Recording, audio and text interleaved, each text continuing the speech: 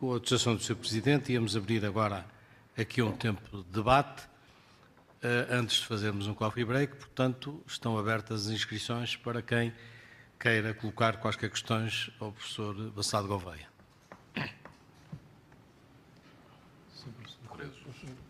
Doutor Correia de Jus, tem a palavra. Não sei se tem microfone. Não tem. Não tem o microfone? Não tem. Não tem. Vai ter que falar à capela, Sr. Doutor, infelizmente. Vai aparecer.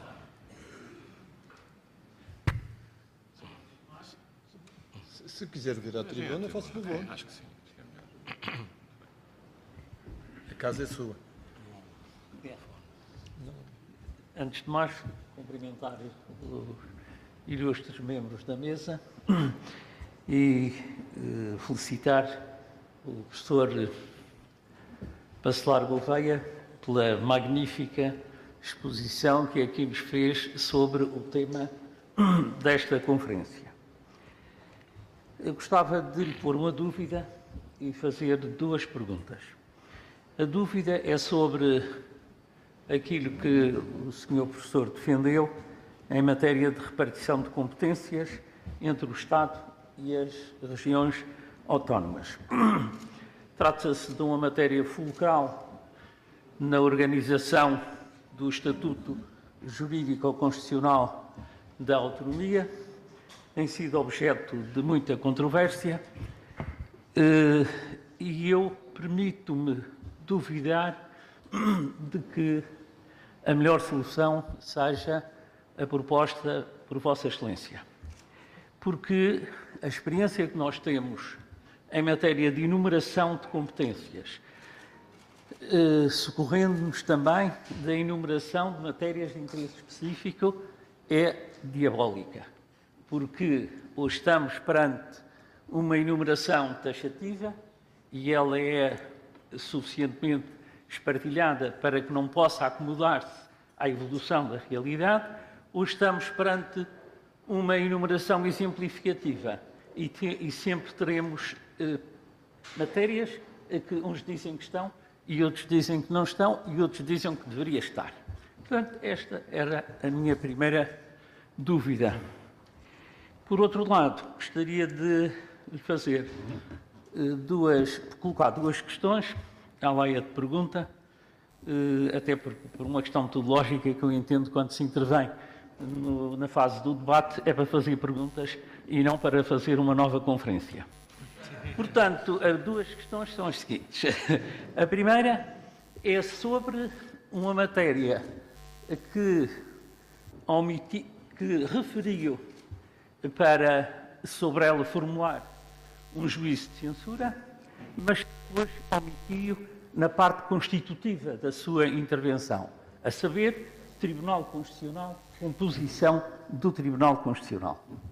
Acho que essa questão é uma questão crucial, é uma questão decisiva, porque é o Tribunal Constitucional que passa a efetivação da autonomia regional, como se tem verificado na prática. Eu não sei, aliás, não tive a honra de participar nos trabalhos que estão em curso, mas, seja como for, não sei qual é aquilo que essa comissão que está a rever o Estatuto e, naturalmente, também preocupada com a eventual revisão constitucional, não sei o que é que propõe a este respeito.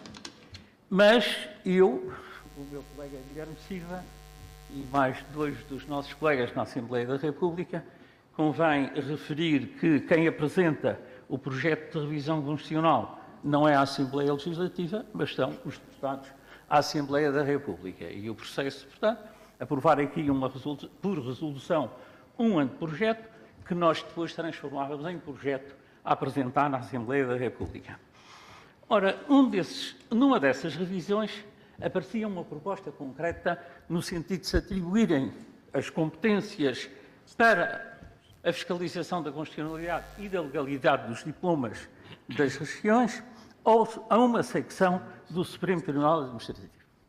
Eu subscrevi, por uma questão de respeito do Parlamento Regional, por uma questão de solidariedade para com os meus colegas e também por uma questão de solidariedade e disciplina em relação ao meu partido, a que me orgulho de pertencer, mas eu nunca concordei com essa solução.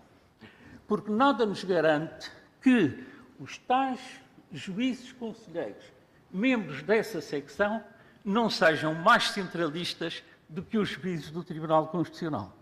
Daí que eu defenda que o Tribunal Constitucional devia ter pelo menos um membro designado por cada uma das Assembleias Legislativas das regiões autónomas, porque ao menos haveria aí um contraponto autonomista em relação à dominância centralista do Tribunal Constitucional. Esta é, por conseguinte, a minha visão. Não é uma coisa acabada nem dogmática, mas penso que seria uma boa solução. A outra questão, a que também me parece interessante, é que, não sei se o professor chegou a dizer alguma coisa a este respeito, mas faz sentido que, depois de se ter considerado que o Estatuto Político e Administrativo seja uma lei paraconstitucional, que seja uma lei que, na hierarquia das normas, se encontra logo abaixo da Constituição, faz sentido que, para aprovar uma lei orgânica, seja necessária uma maioria absoluta dos deputados em efetividade de funções e que a lei do Estatuto possa ser aprovada na Assembleia da República por uma maioria não qualificada. Esta é a questão que eu ponho. Sei que isto levanta problemas de natureza política que não nos escaparam no passado, mas, do ponto de vista dos princípios, temos aqui uma questão que me parece dever ser aprofundada. Muito obrigado.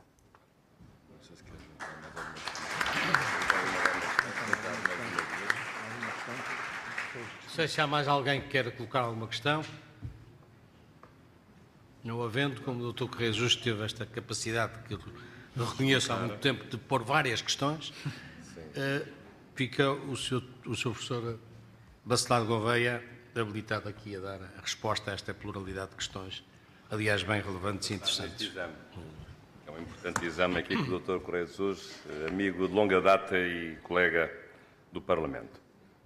3 excelentes questões, às quais tentarei responder. A primeira,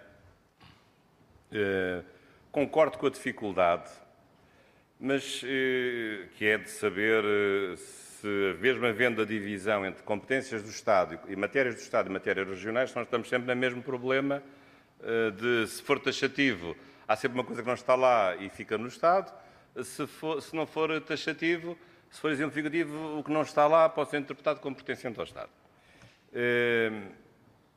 É verdade que eu agora estou a pensar sobretudo no modelo federal, que não é um modelo que nós aqui em Portugal possamos estudar muito, porque nós não temos um Estado federal, mas eu tenho estudado quer no Brasil, quer nos Estados Unidos da América. Mas se nós, por exemplo, lermos a Constituição brasileira, ela é muito clara nas matérias que se diz respeito à União e as matérias que dizem respeito aos Estados. É verdade, por exemplo, nos Estados Unidos, a Constituição é muito mais antiga e é muito parca, tem 7 artigos, muito sumária, tem algumas competências enunciadas da Federação, mas tudo o resto que não está atribuído à Federação está atribuído aos Estados federados. É verdade que nos Estados Unidos tem havido o desenvolvimento da chamada teoria dos poderes implícitos da Federação, os implied powers. Isto é, mesmo perante uma tabela taxativa, ainda assim o Supremo Tribunal Federal tem conseguido arranjar mais algumas competências para a Federação. Isso poderia acontecer neste sistema. Agora, mas há matérias óbvias em que isso não sucede. De novo o exemplo dos Estados Unidos. Então, a legislação criminal. Cada Estado não tem a sua legislação criminal. Não há pena de morte nuns e não há nos outros. 37 Estados têm pena de morte, os outros Estados não têm. Aí não há nenhuma dúvida que é uma matéria que não é da Federação. Portanto, admito que possa haver uma ou outra área cinzenta que pudesse cobrir simultaneamente o nível estadual e o nível regional e em que, no limite, se pudesse dizer que é uma competência estadual, residual estadual, mas ainda assim, se este sistema fosse feito desta forma, poderia haver maior clareza, não direi 100%, mas pelo menos em uma boa parte das matérias. Agora, como está, é que nunca haverá, porque em qualquer momento invoca sempre a existência de um princípio de unidade do Estado, um princípio implícito, que o princípio está formulado, mas é implícito nesta função que ele tem, que é de coartar, de cercear uma parte do exercício da competência legislativa regional. Portanto, apesar de tudo, ainda acredito nesse modelo, mas penso que a sua dúvida tem toda a razão de ser.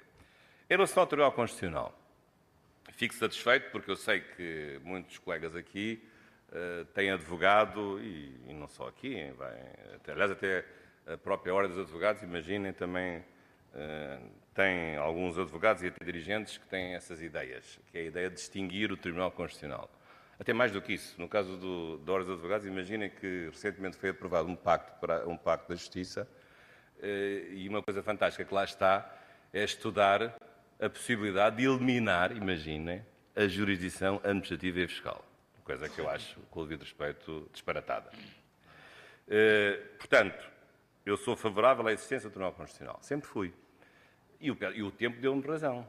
Não deu razão em relação às regiões autónomas, mas deu razão em muitas outras coisas. Porque, reparem, se nós olharmos nestes 40 anos de democracia, quem é que fez as grandes viragens jurisprudenciais? Foi o Supremo Tribunal de Justiça? Não. Foi o Supremo Tribunal Administrativo? Não.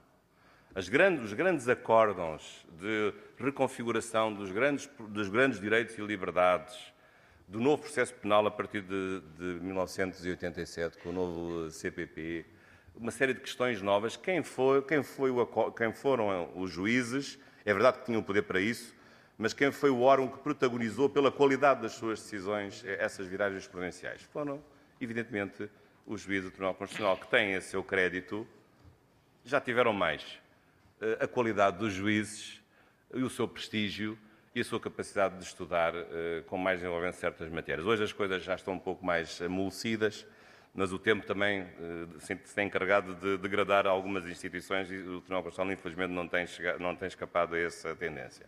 Portanto, penso que o Tribunal Constitucional tem a seu crédito esse passado, não obstante, realmente, não sei porquê, haver um subtexto em relação às regiões autónomas.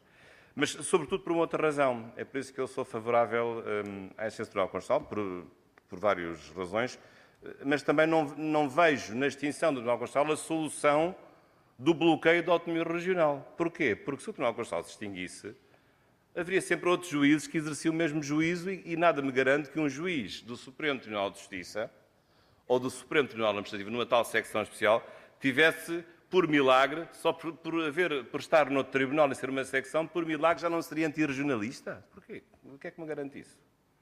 Isso não se garante. O problema em si, do tipo de juízo de fiscalização, na tentativa de aplicar um princípio da unidade do Estado em relação a regimes normativos divergentes. Portanto, não há nenhuma garantia de extinguir o Tribunal Constitucional, transferir a sua competência para uma secção dos Supremos Tribunais, de que a jurisprudência que de lá saia dessa secção seja já pró-regionalista. Não há nenhuma garantia. Isso é impossível de assegurar. Agora, em relação à sua proposta de haver a designação de um juiz conselheiro por parte de cada uma dos parlamentos regionais, é uma proposta a estudar. Pelo menos essa pessoa seria certamente indicada conhecendo a realidade, mas também, evidentemente, que os juízes circulam por todo o território nacional e, portanto, porventura os juízes que por aqui passam ou por aqui ficam a sua vida têm uma sensibilidade para as questões regionais que é muito diferente de juízes que ao longo da sua carreira nunca passaram por aqui. Penso que esse é um dos problemas do Tribunal Constitucional, porque tem juízes que são de curta duração, 9 anos, mandato não renovável, e se eles, portanto, não são juízes de carreira, não andaram pelo Portugal fora, não conhecem o Portugal nos seus vários meandros, também não conhecem o Portugal madeirense e açoriano, e, portanto, podem ter uma maior dificuldade de perceber que só muitas vezes in loco se consegue fazer a especificidade do funcionamento da organização política regional. Mas penso que é uma questão a estudar, embora essa sua proposta tenha uma outra desvantagem, que é a desvantagem de 300 mil cidadãos terem a possibilidade de elegerem um juiz, enquanto que os restantes 9 milhões e tal, dividindo isto, seria uma proporção muito maior para eleger os restantes juízes do Tribunal Constitucional, isto é, fazendo a rácio entre um juiz eleito e a base populacional subjacente a essa mesma decisão. Ou seja, dito em termos muito práticos. Portanto, haveria uma sobre-representação, evidentemente, dos juízes a indicar pelas regiões autónomas, porque seriam indicados com base em 300 mil, enquanto que os outros juízes seriam indicados com base, por exemplo, no 1 milhão ou em 700 mil habitantes. Portanto, também essa proposta tem esta desvantagem do ponto de vista da representatividade per capita desses mesmos juízes. Terceiro ponto, também muito importante. Aliás, aí muita coisa podia ser emendada. A questão das maiorias qualificadas para a lei estatutária. Não é só aí. Acha normal que um Parlamento aprove leis que restringem direitos, liberdades e garantias? Ou que um Parlamento aprove uma lei de estado de sítio e estado de emergência por maioria simples? Isto é inconcebível. Então o Parlamento pode aprovar uma lei que restringe direitos, liberdades e garantias por maioria simples? Uma lei que retira eficácia a direitos que estão na própria Constituição? Uma lei, que é a lei do estado de emergência, aliás, a lei de 86, que permite, em condições dramáticas, é certo, a suspensão de direitos, e essa lei não é uma lei reforçada. Essa lei não exige uma maioria qualificada para ser aprovada. Isto é inconcebível. É inconcebível.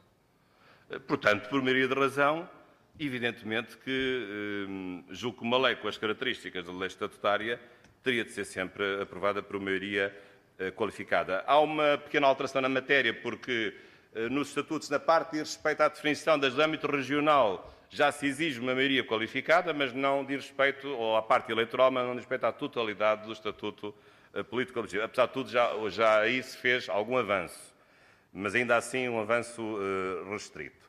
Mas, portanto, se nós quisermos analisar a Constituição nas suas contradições, não bastaria uma tarde, tínhamos que vir aqui vários dias falar nas contradições da Constituição portuguesa.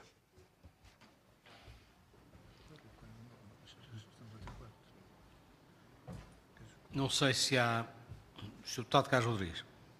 Muito obrigado, Sr. Doutor Silva.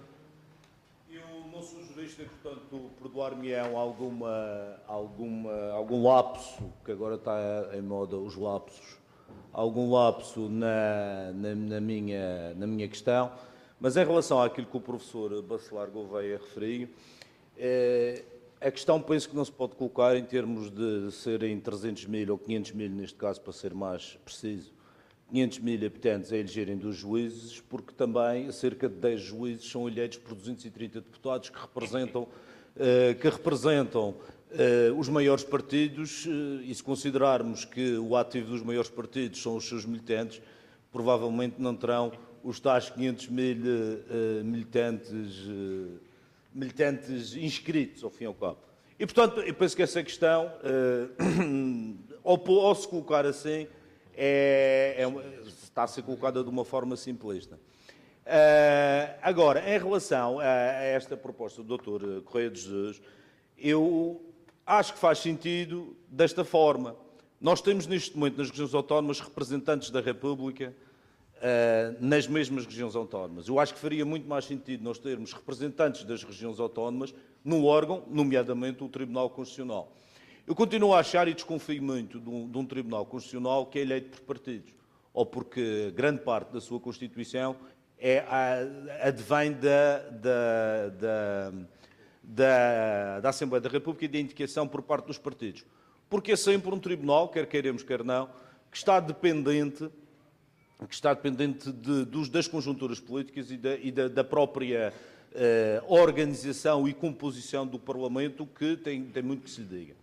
Mas eu queria lhe colocar uma questão muito simples, que é uma questão que eu, enquanto não jurista, posso colocá-la de uma forma demasiado básica, mas a minha pergunta é tão simples quanto isto. Em relação eu penso que a questão do problema, ou do contencioso autonómico que tem acontecido ao longo destes 40 anos, porque de facto existe esse contencioso, a questão não tem a ver com as constituições ou com as composições dos tribunais constitucionais, o facto dos juízes serem mais ou menos regionalistas, mas tem sim a ver com a confusão em termos legislativos, quer ao nível da Constituição, quer depois a situações que eu acho no mínimo caricatas, que é conceitos como excesso de estatuto e situações análogas que já foram até bem estudadas, nomeadamente pelo último o último representante da República, o Dr. Monteiro Diniz, o anterior, em que aborda essa questão. Eu penso que a questão está na definição dessas mesmas competências. E conforme já abordou aqui, eu sou apologista de uma visão minimalista dos poderes das regiões autónomas e do Estado, e não esta visão maximalista e discriminativa em que se indicam todas as questões, todas as situações, porque mais tarde ou mais cedo, até pela evolução da sociedade, vai haver situações que vão deixar de ser contempladas e que passam a estar sobre a alçada do Estado.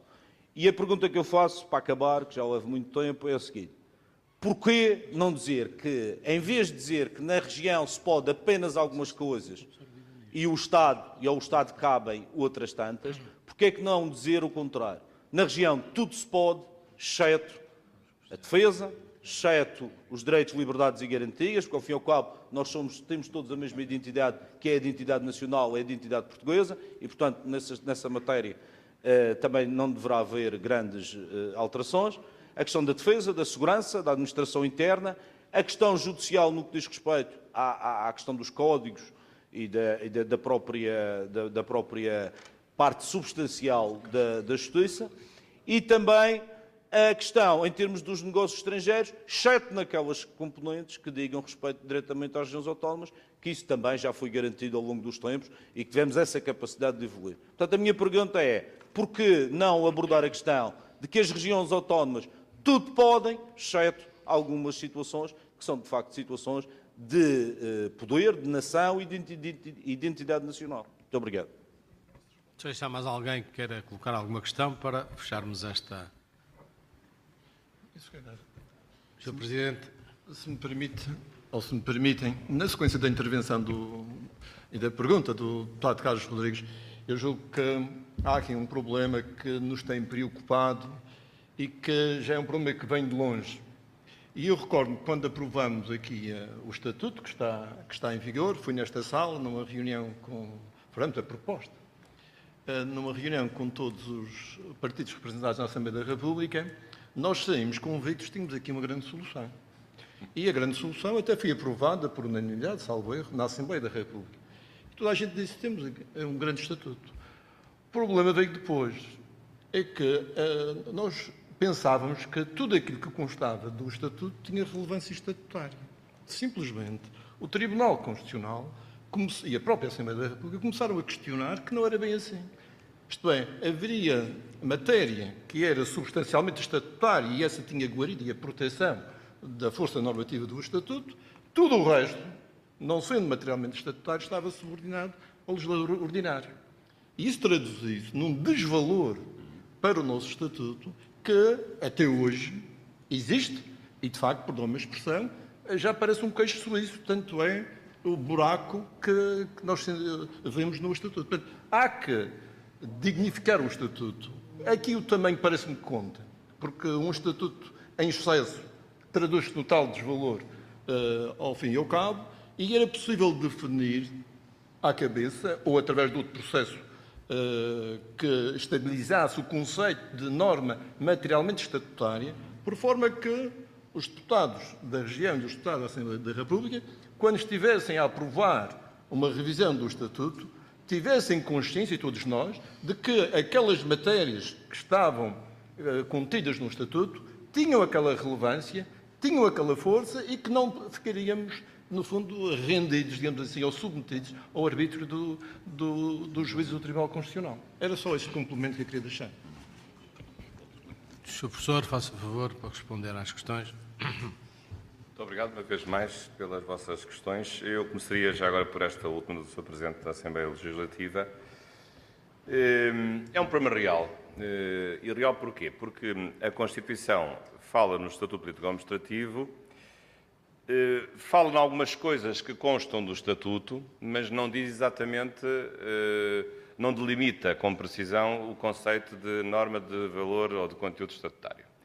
É verdade que na revisão de 2004 as coisas melhoraram um pouco, porque se acrescentou o que é que deve constar do Estatuto, a tal lista das matérias de âmbito regional, até aprovadas por uma maioria especial, as questões eleitorais também, mas ainda assim há essa dificuldade. Claro que muitas vezes do lado do Parlamento também há este contrapensamento. Claro, eles lá nas regiões vão pôr muita coisa no Estatuto que é para assim conseguir uma maior consolidação da força jurídica de certas normas que até nem mereceriam lá estar. Mas acho que nenhum destes pensamentos deve ser levado a sério. Portanto, acho que numa futura revisão constitucional deveria o legislador indicar com precisão as normas que devem constar do Estatuto, precisamente porque são normas da maior importância, porque são normas de valor forçado e são verdadeiras subconstituições e, portanto, têm uma implicação imensa na organização política regional. Mas penso que isso se poderia fazer num aperfeiçoamento da própria Constituição numa próxima revisão. Em relação também às questões colocadas pelo Sr. Deputado Carlos Rodrigues, vou referir-me aqui a 2 pontos essenciais. A questão da designação dos juízes e do ponto de vista de serem mais ou menos pró-favoráveis ao regionalismo político-administrativo. Porque isso às vezes também sucede quando se pensa na extinção do Tribunal Constitucional e transferindo hipoteticamente essa competência para o Supremo Tribunal de Justiça, para alguns dos seus juízes.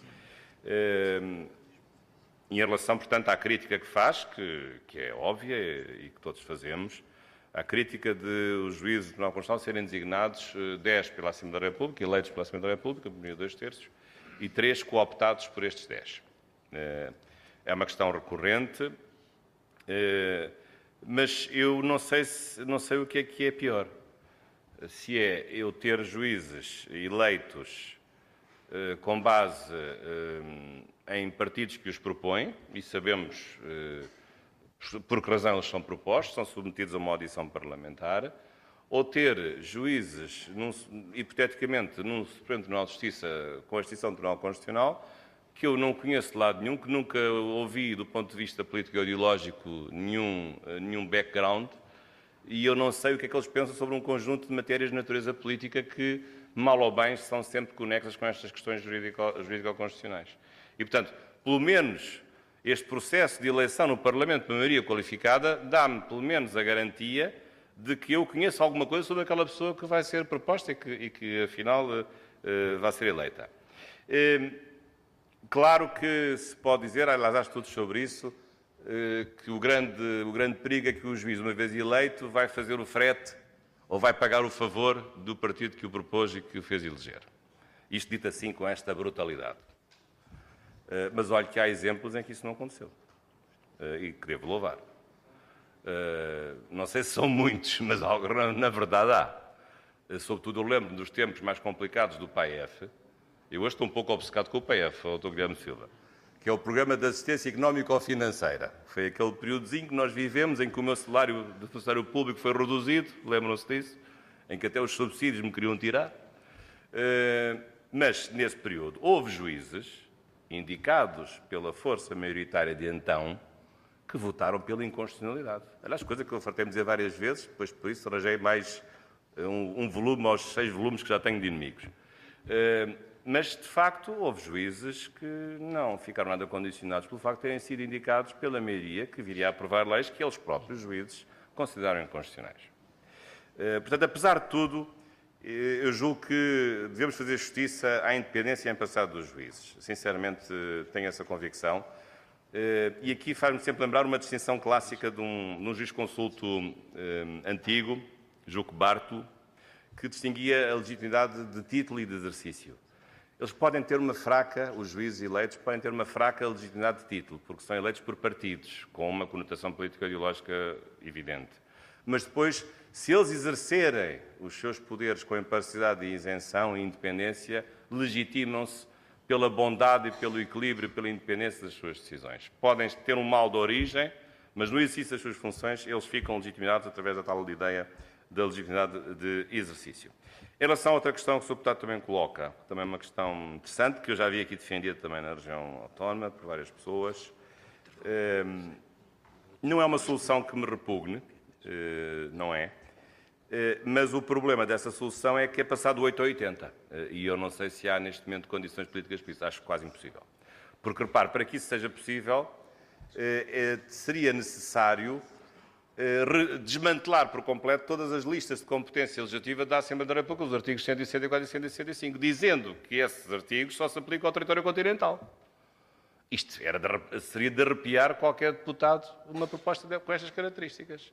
Como essas listas realmente são longas, a chamada reserva relativa, a reserva absoluta, a competência legislativa, que são listas atribuídas a um órgão de soberania, que é um órgão nacional, no âmbito de todo o território nacional, seria muito complicado partir para uma solução em que se reduzisse a aplicação territorial dessas competências apenas ao território continental. Portanto, é isso que suscita a maior dúvida. Portanto, penso que a abordagem poderá ser progressiva, experimentar um outro método diferente de harmonização entre a competência estadual e a competência regional, mas esse método muito dificilmente passaria, e mesmo a dizer que certas questões ligadas aos direitos, ou à segurança, ou aos tribunais, ou à segurança pública, ou à defesa nacional, isso mesmo assim, como sabe, há zonas cinzentas também aí. Há zonas cinzentas. Pode haver uma organização regional das polícias, por exemplo, embora a polícia seja única. Pode haver uma organização regional dos tribunais, embora os tribunais sejam um poder judicial unitário do Estado e não da região. Portanto, há zonas também, zonas cinzentas, que se podem colocar. Portanto, a questão também, embora seja uma solução alternativa radical, que deve ser pensada, mas dificilmente seria aceito num contexto em que já há um sistema a funcionar e que é um sistema em que a Assembleia da República, por definição, legisla ou pode legislar para todo o território nacional. Muito obrigado. Vamos fazer agora um pequeno intervalo, que deveria ser de quarto de hora, mas vamos reduzir para 10 minutos, para um coffee break. Depois teremos aqui a intervenção do professor Alberto Vieira, muito interessante, que nos vai fazer uma retrospectiva de tudo o que se passou em termos de administração regional, desde a descoberta, do descobrimento e do povoamento da região até o regime constitucional, que foi aqui tratado pelo professor Bacelar Gouveia. Vamos, portanto, 10 minutos para tomarmos um café.